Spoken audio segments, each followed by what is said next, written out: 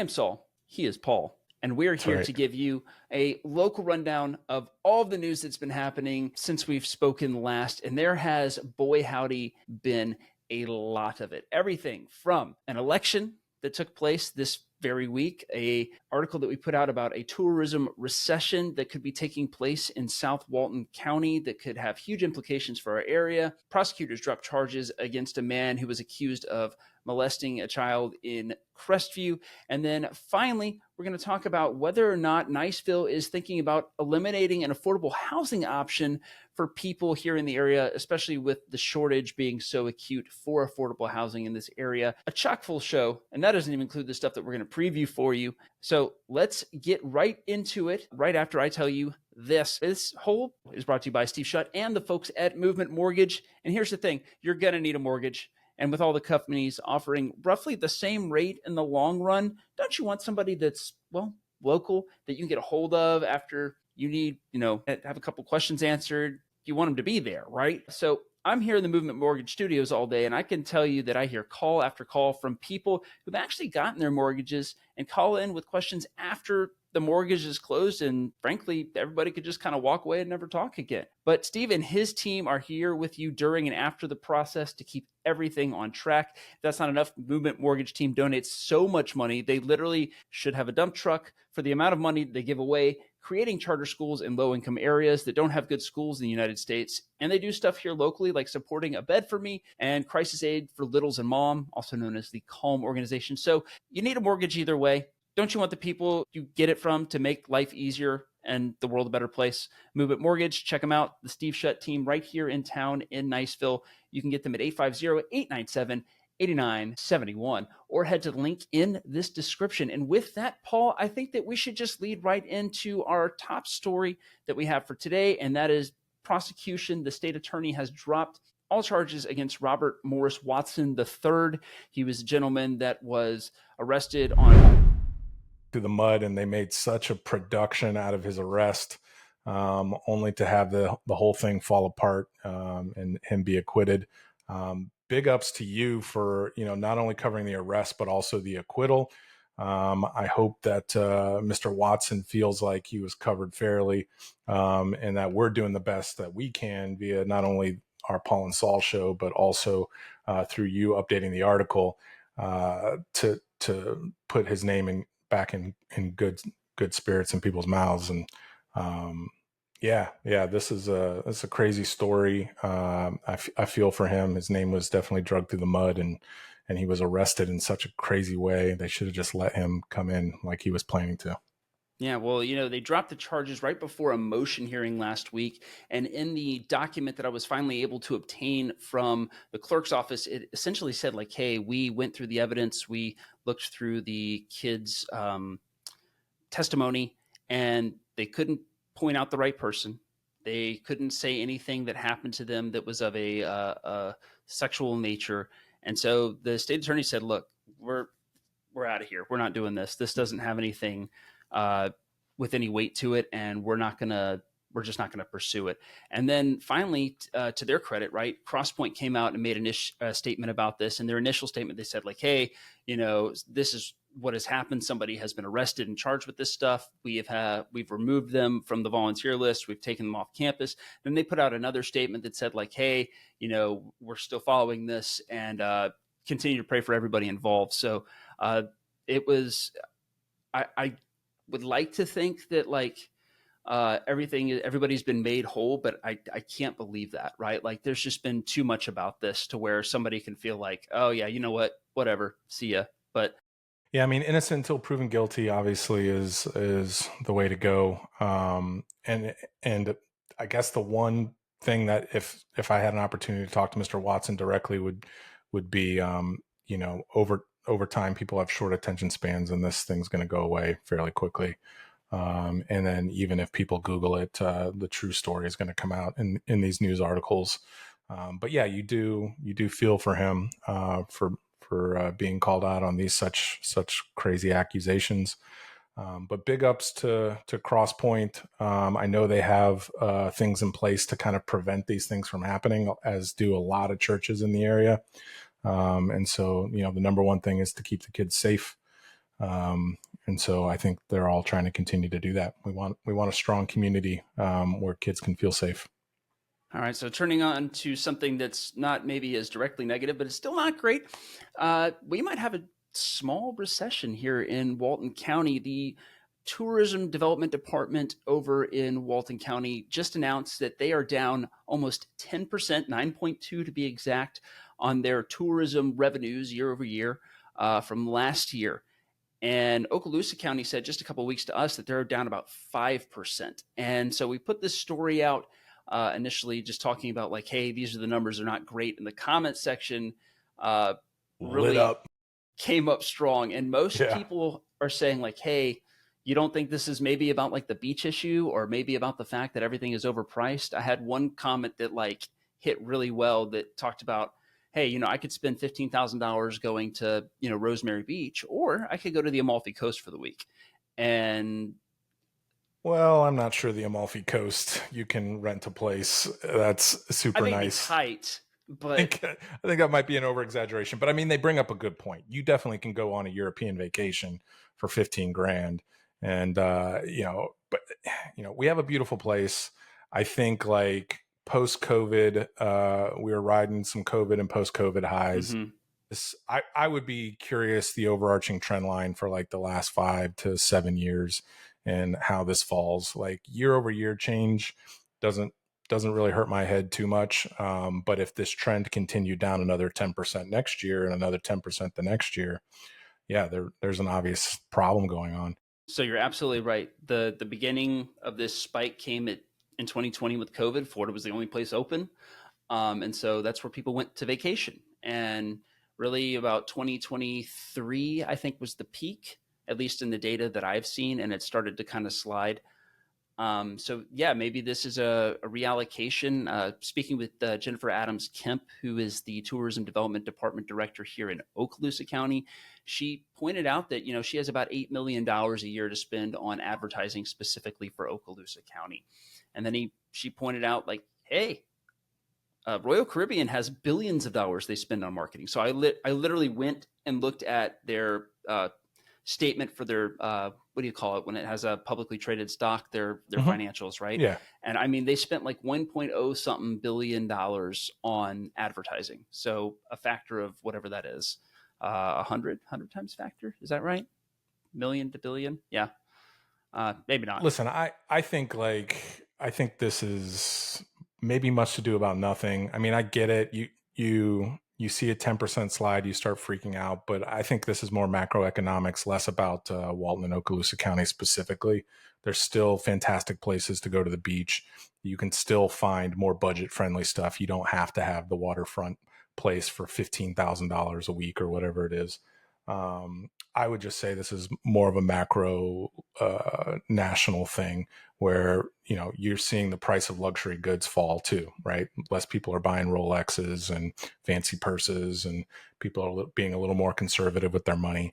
And so, yeah, I think people are spending their money elsewhere or not spending it at all. Yeah. And one last data point before we move on to our last and final election of the 2024 election season in June.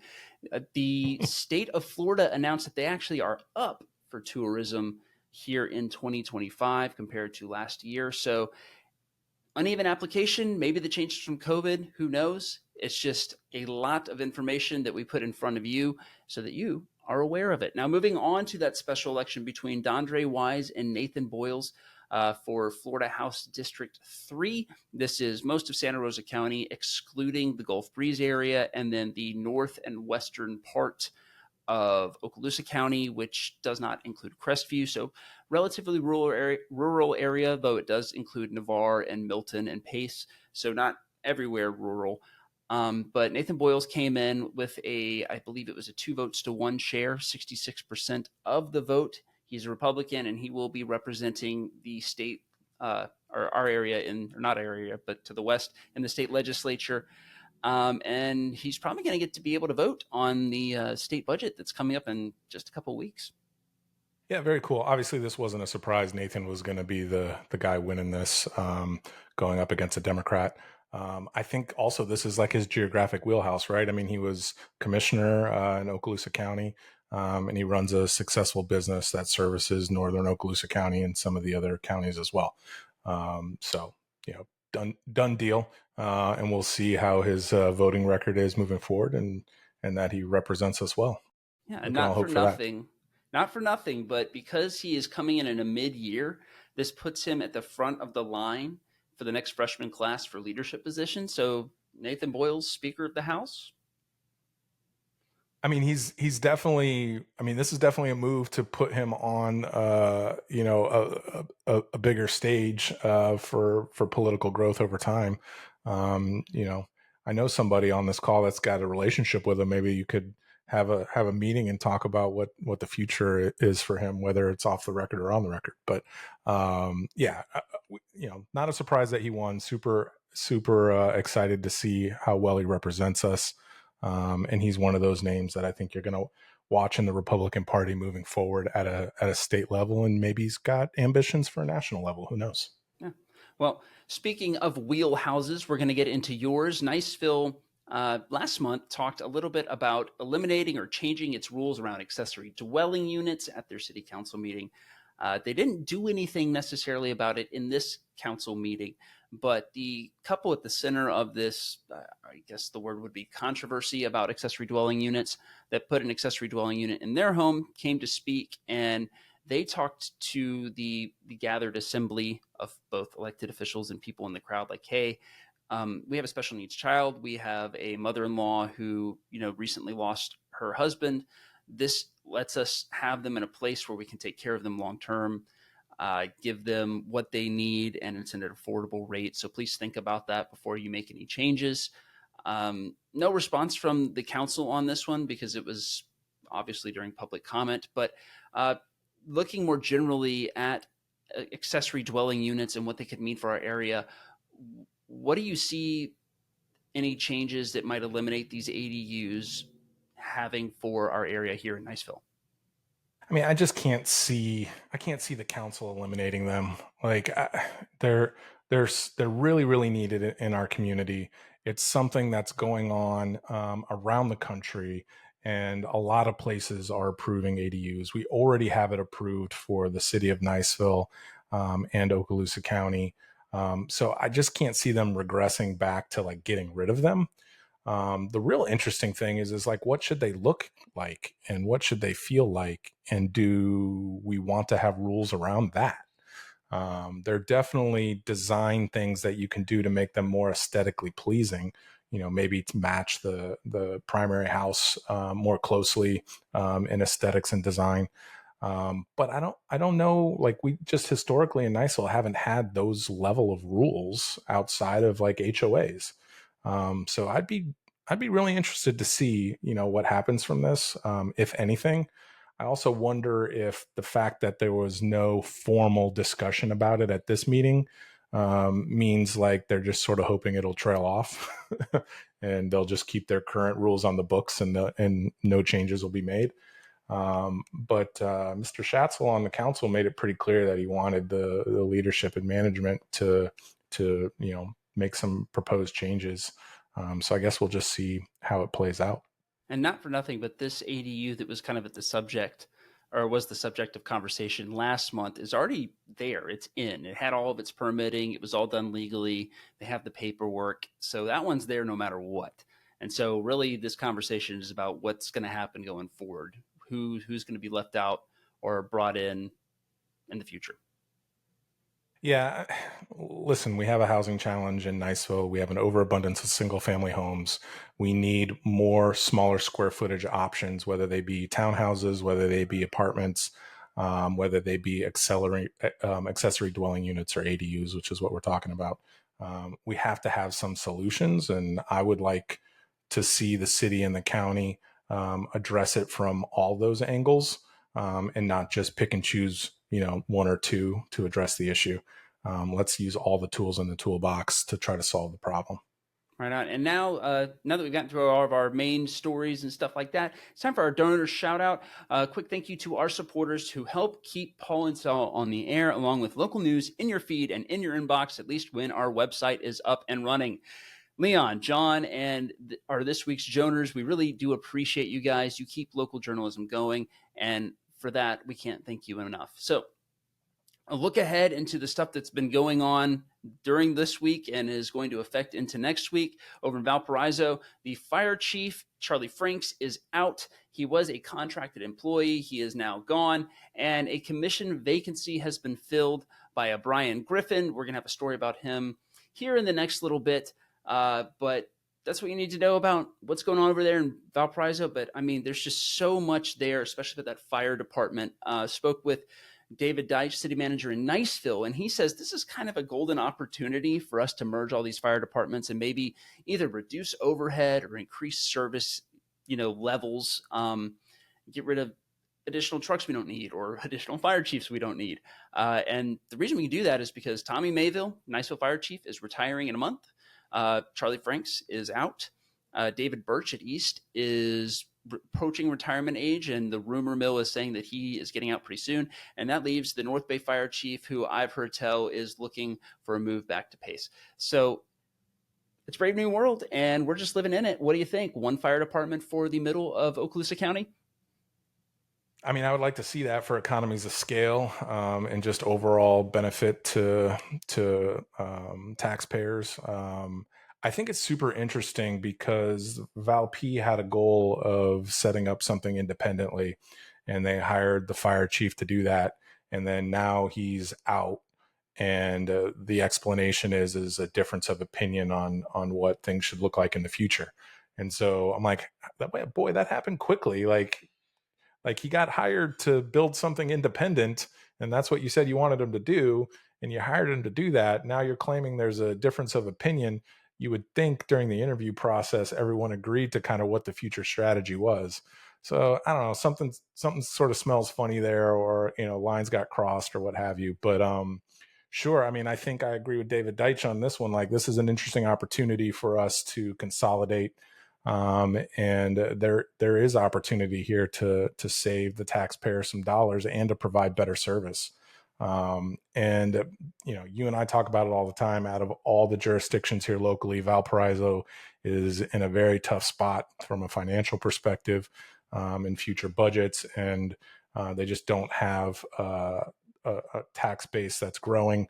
And they're already paying the highest tax rate already. So if I'm Valp and you're firing the guy who you hired to give you an independent firehouse, maybe that's the strategic change. Man, I sure hope so. I sure hope that you're working with David Deitch and trying to consolidate things. I really hope so as well, because it just doesn't make a whole lot of sense from a financial perspective. Look, I try to keep my opinions out of most stuff because nobody cares. But this is the one thing I wrote a master's thesis on, and so I just feel pretty strongly about it.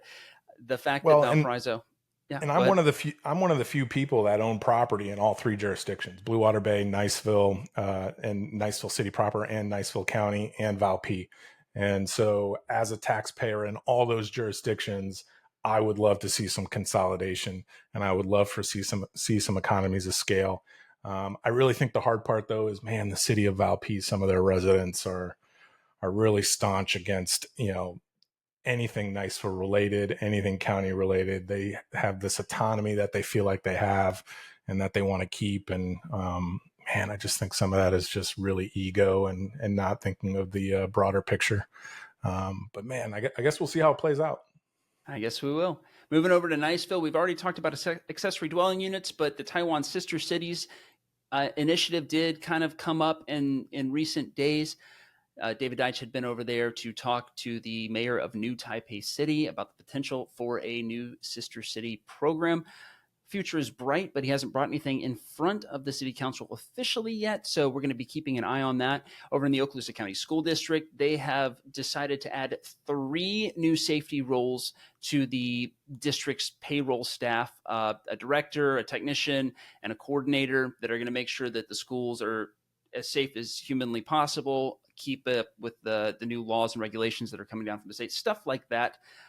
In Walton County, we had quite the meeting. The county administrator, Stan Sunday, was fired. His soon-to-be ex-wife showed up and discussed his ability to do the job. and they had a knockdown drag out from the commissioner's dais with two commissioners, Drake and Curry, kind of in a heavyweight fight, I guess. So there's so much drama over there. It's ridiculous. And it's not only like ego and infighting, but it's also infidelity and all sorts of other nonsense, alleged infidelity. It's a crap show over there in Walton County. I feel so bad for you guys that you got that kind of crap show going on. And you know, local government is a tough job, and I get it, but my goodness, can you guys get your act together? It doesn't have to be like this, Walton County. All you have to do is vote. It doesn't. We live in a beautiful place. And there doesn't have to be this much drama. As Snoop once said, there is so much drama in the LBC, and it's got to be hard to be Snoop D-O double G. So feel free to vote. Feel free to run for office, because obviously stuff's not cutting it over there. And I guess I'm having two opinions today, but wow, it's just truly amazing. You know, speaking of drama, there's some updates in the court system that you wanted to run through too. Yes. So Dylan DeShane, the alleged killer of Mike Ledford, did initially have a pretrial conference that was scheduled for Wednesday, June the 11th. It has been rescheduled to August the 13th. This is, I believe, the 10th continuance of this court case since February of last year when the alleged killing took place. Isaiah Lamar Luna et al.'s, so the four individuals charged in the double killing of two people at the Oak Creek Shopping Plaza in 2023 now? Is it 2023? I think it was 2022. It's been 3 years. Yeah, wow. So that's how long justice takes sometimes. So but that's still going as well. And Aaron Craig Gleason is supposed to be in court. That has been moved back. So the wheels of justice grind slowly for that. And after the break, we will sit down to talk with our Walton County beat reporter and my dad, Stephen Saul, about the craziness going over in Walton County. You've already seen kind of the update on the county commission meeting from this week, but we're going to talk more generally about all of the stuff that has been going down here, or not here, but over there at Walton County. And then we'll talk about a very controversial construction project that's taking place on 30A, the Sunliner Diner. Welcome to my dad, Stephen Saul, who is a reporter here at Mid-Bay News for our Walton County Bureau. I would hazard to say that you're the Walton County Bureau Chief at this point. So thanks for joining us, and tell us a little bit about yourself besides the fact that you and I look exactly alike, except I kind of look like a darker, potentially Mediterranean version of you. I'm so glad to be a part of the team, Christopher. I've recently I'm a new resident to Walton County. Just been here a little over a year and a half.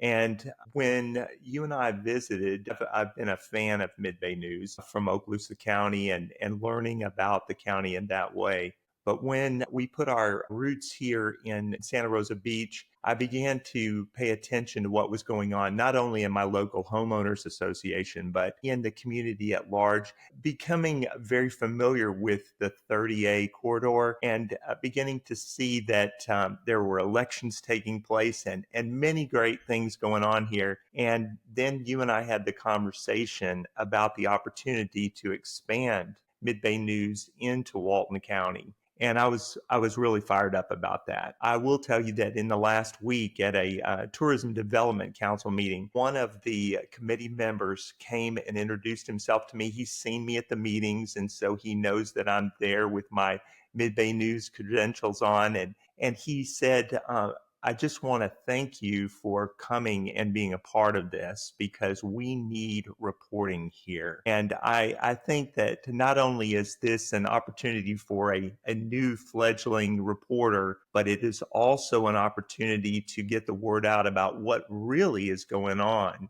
in Walton County. I think it is heavily under publicized. People are not in the know about all the shenanigans and all the activity that is going on here with our local government. But especially, I'm very interested in what is going on with our tourism, because that is the largest income maker for the county. So talking to reporter Colin Bester, here at Mid Bay News, and he's convinced that you actually have the toughest gig out of any of us in terms of your beat, just because there's so much happening in Walton County that doesn't really get covered. And so you're kind of like blazing a trail through new jungle. I mean, we've had 5 or 6 county administrators in the last 5 or 6 years. It's probably not 5 or 6, maybe 10, but there's a lot of turnover. There's people getting arrested. There's lots of money on the table with tourism. I mean, you've got a lot of like very complicated stuff to cover. And, you know, one of the big stories I think we should probably talk about just like right off the bat, and I'd love to kind of like explore what you think about the background of all this stuff, is the, we have, the headline was, is there a recession in Walton County? Because tourism is down 10% year over year from last year. As you were writing that story, tell me a little bit about what surprised you about that story, about this money, or I guess we could talk about my Uncle John, your brother-in-law, coming to town and being like, this is nuts. What kind of like encapsulated all of this for you when it comes to this big story about tourism? You know, I think that there's so many facets to this story because this is our industry. This is the big story, whether we like it or not. The other thing is that there can be an attitude about tourists and tourism in general. And I think that, yes, it does crowd our cities and our communities, and 30A and 98. It gets to be very hectic as you ride into Destin or as you're going to Panama City Beach. But the problem is that it is our industry. And if we're going to continue to have a healthy tourism industry, which ideally that's what we want, we have to manage it effectively. But one of the things that we are learning is that there was a 9.2% decrease in comparison to last year or this year. And you have to ask yourself why. And I think there are a number of reasons, one of which is the value for what you get, but the way that people are encountering the beach. One of the big things that I'm seeing is that the beach access, the parking, the ability to get on the beach. And then there have been stories that we've written in the last 2-3 weeks where a lady was told if she wasn't in the water, she needed to get in the water because she was on private beach. So there is a crowding issue. There's an issue of no man's land. It's not yours, so get off. And people have a choice about where they vacation. Yeah, because you could go to the Amalfi Coast for the same amount. I mean, because that's the other thing, right? Is that it's gotten so expensive to go to 30A. And I'm not sure that like the return is there, because if you and I can schedule a vacation for the Amalfi Coast, or we can go to Santorini or something for roughly the same price within a couple $1,000s, like the difference between like $15,000 and $17,000 or something like that. Like, why wouldn't we go to another country, like instead of driving to 30A? And so, I mean, and you don't have to deal with all the people that are telling you to get off their beach, right? Like it feels like there's so many factors that are confluencing right now that you're covering that are making it to where like people don't want to be here. Absolutely. I do want to say though that I've been very encouraged by the Tourism Development Council. Okay.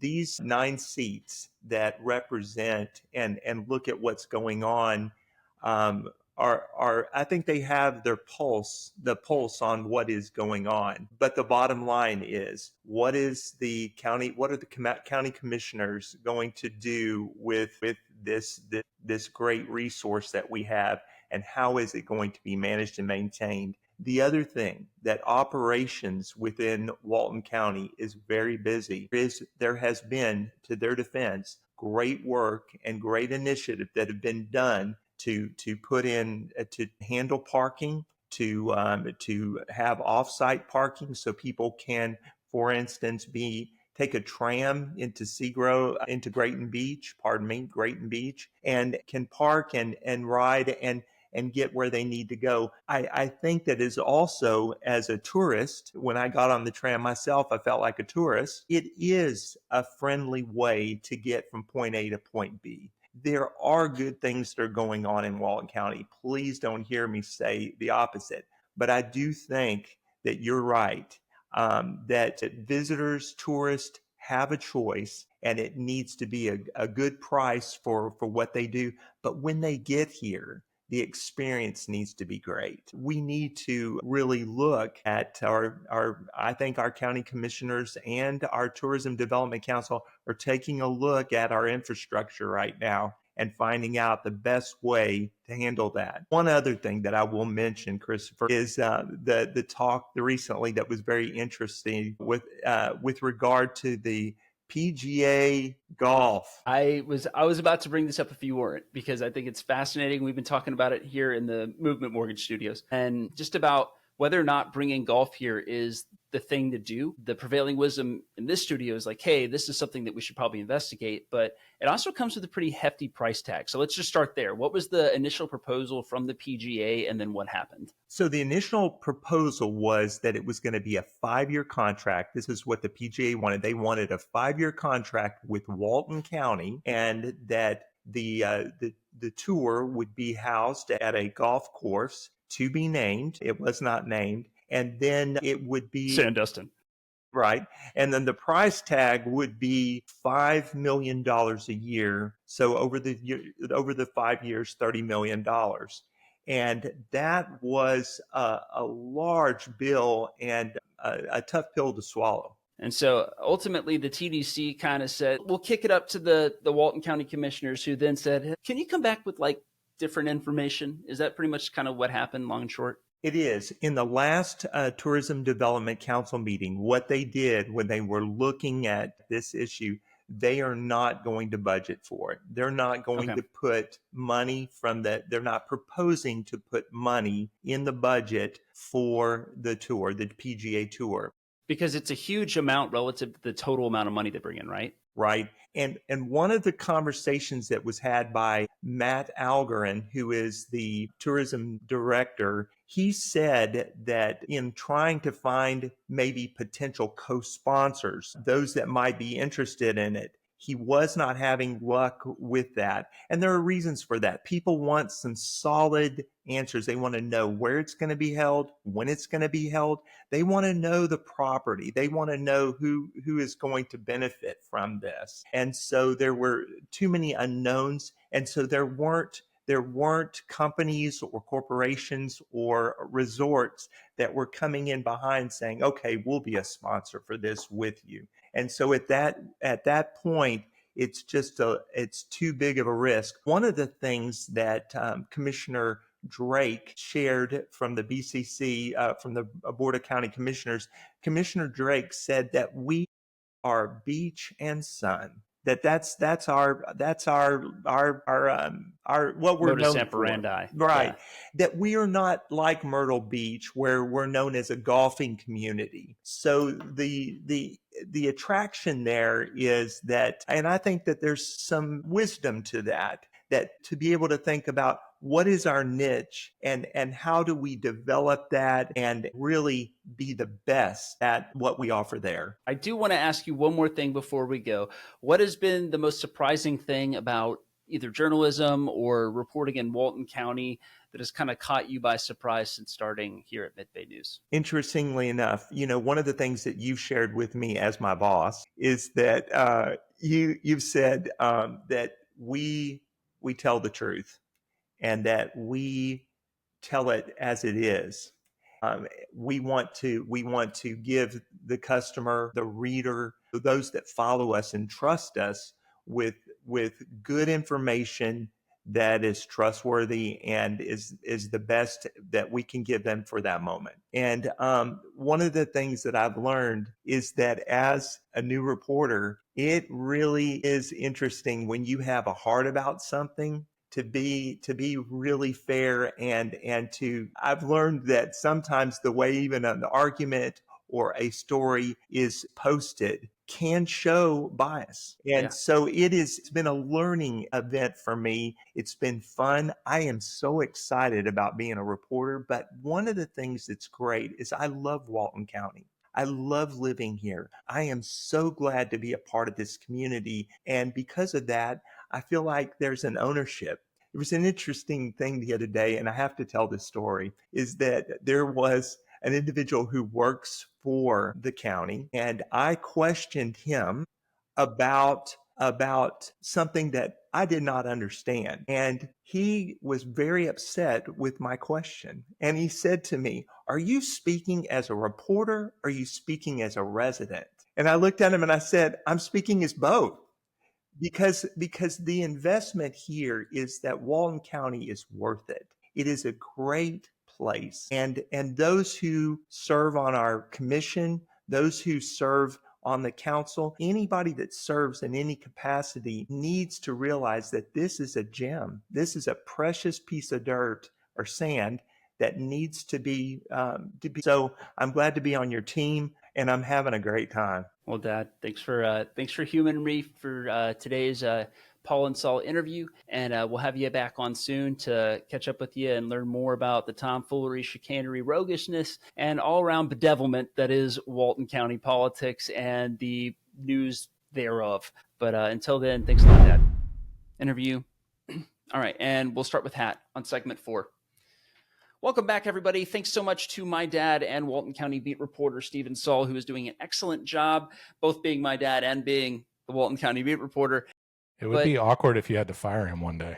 It may come, but, managers are paid, in my case, absolutely nothing to make the hard decisions. So we're very happy to have my dad on board, and I doubt that I'll fire him because he's a pretty good reporter and even better person.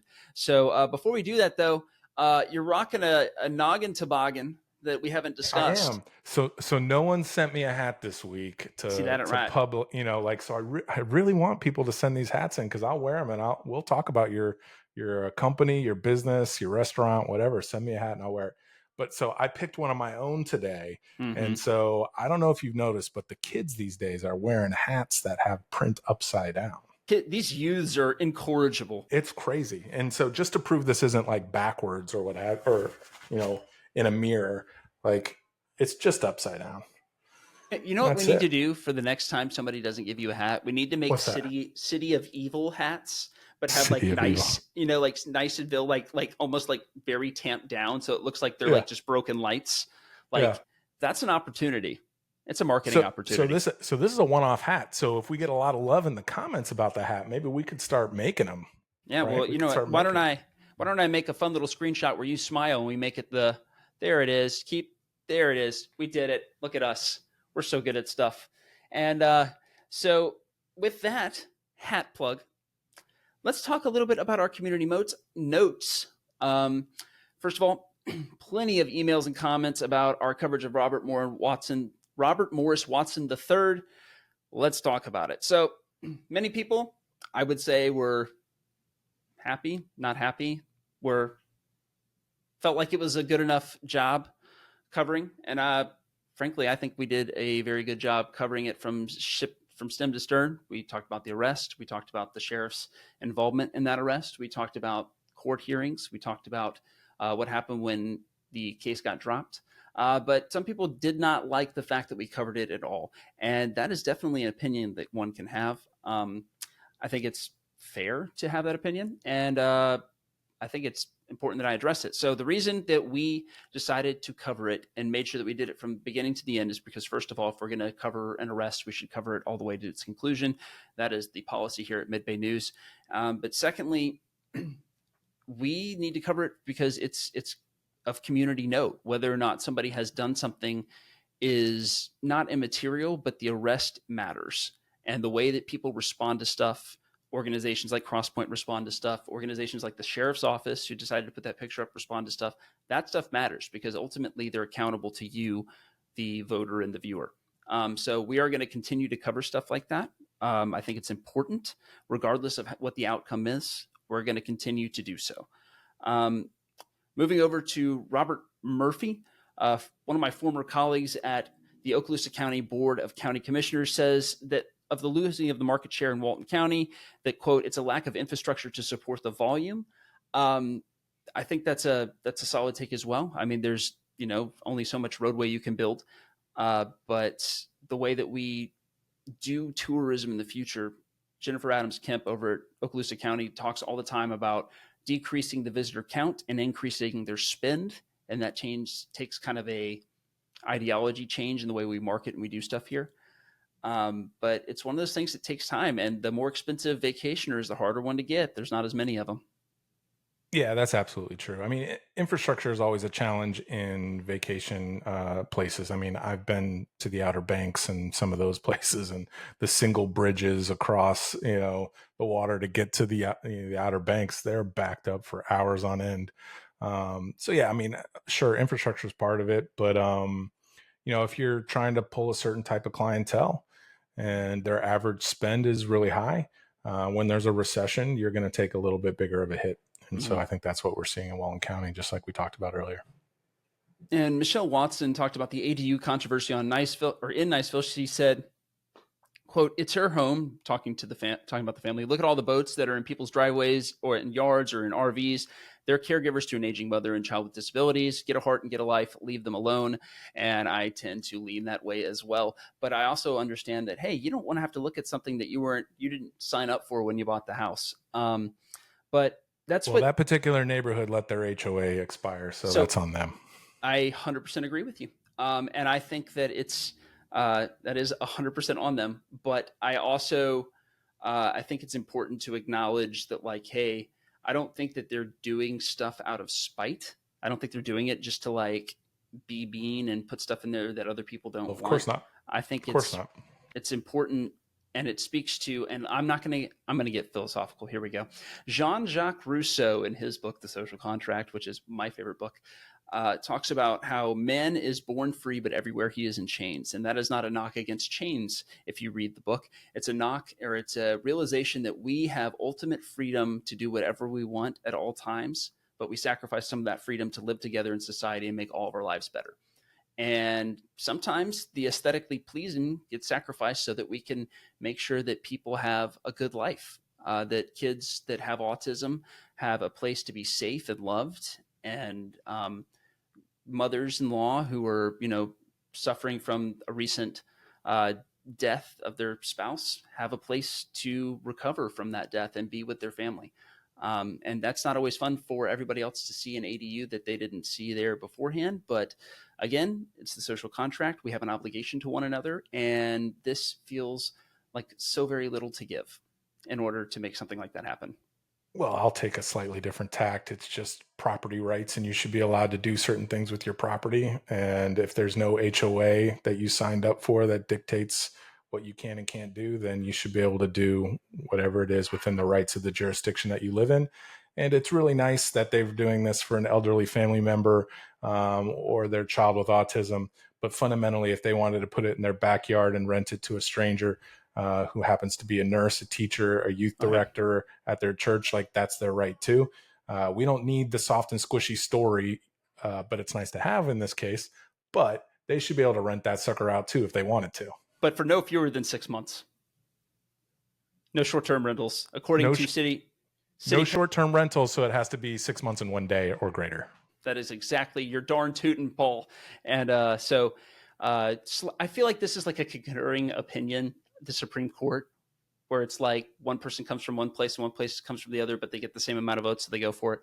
Not that we have votes on this, but just fun for us. Anyway, and anything you want to add from the comment section, my friend? No, keep them coming. There's definitely been an uptick of comments, and we appreciate it. It gives us more fodder to talk about. It also gives us a fresh take on some of these subjects that we cover on a weekly basis. And, we love the feedback and the interaction. It's fantastic. So finally, as we head out, 4 things to remember. Prosecutors have dropped charges against Robert Morris Watson III. Is there a 38 tourism recession? Well, the numbers are down, so maybe. And special election in Florida 3.